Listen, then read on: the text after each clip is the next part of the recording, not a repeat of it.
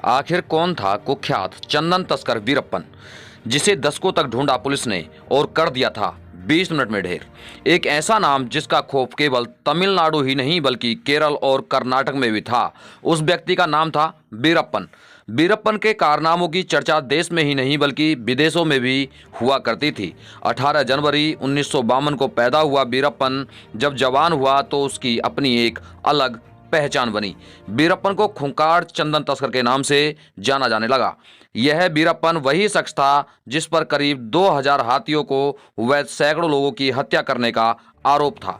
वीरप्पन का जन्म का पूरा नाम क्रोज मुनि स्वामी वीरप्पन था। जैसे जैसे वीरप्पन बड़ा होने लगा वैसे ही वैसे उसके काले कारनामे भी सामने आने लगे थे। 17 वर्ष की उम्र में आते आते वीरप्पन चंदन तस्कर के नाम से कुख्यात हो चुका था। वीरप्पन 17 साल की उम्र में ही हाथियों का शिकार करने लगा था। बताया जाता है कि यह खूंखार शख्स जिसका नाम वीरप्पन था वह हाथियों के माथे के बीच में गोलियां मारता था।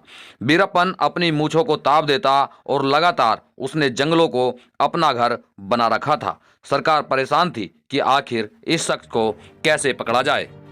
सरकार लगातार काफी वर्षों तक वीरप्पन के नाम पर या यूं कहें कि वीरप्पन को पकड़ने के लिए करोड़ों रुपए उस समय पर खर्च कर चुकी थी, लेकिन कुछ भी हाथ नहीं लगा। बताया जाता है कि वीरप्पन 2 बार पुलिस के हत्थे चढ़ गया था, लेकिन इस बीच वह अपनी चालाकी के साथ भाग निकलता था। या यूं कहें कि वीरप्पन की गैंग में जो भी लोग हुआ करते थे वह वीरप्पन के एक इशारे पर अपनी जान देने के लिए तैयार रहते थे। वहीं वीरप्पन लगातार लोगों की हत्या कर रहा था, हाथियों की हत्या कर रहा था। चंदन तस्कर के रूप में उभरा वीरप्पन अब सरकार के लिए सिरदर्द बन चुका था।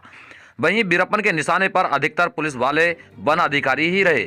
दशकों तक वीरप्पन ने चंदन, लकड़ी और हाथी दांत की तस्करी की। वीरप्पन जितना कुख्यात अपने काले कारनामों के लिए था उतना ही मशहूर वह अपनी मूंछों के लिए भी था। लगातार 20 वर्षों तक वीरप्पन जंगलों में रहकर सरकार के लिए सिरदर्द बना रहा।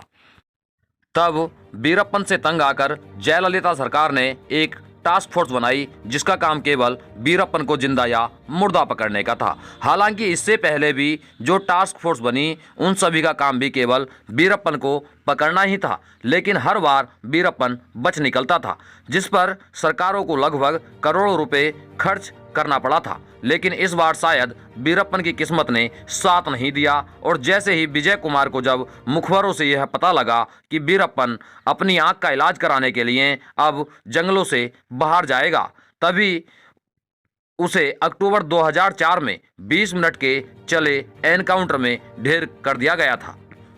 ऐसी ही कहानी के साथ हम मिलते रहेंगे। देखते रहिए सबका सपना न्यूज।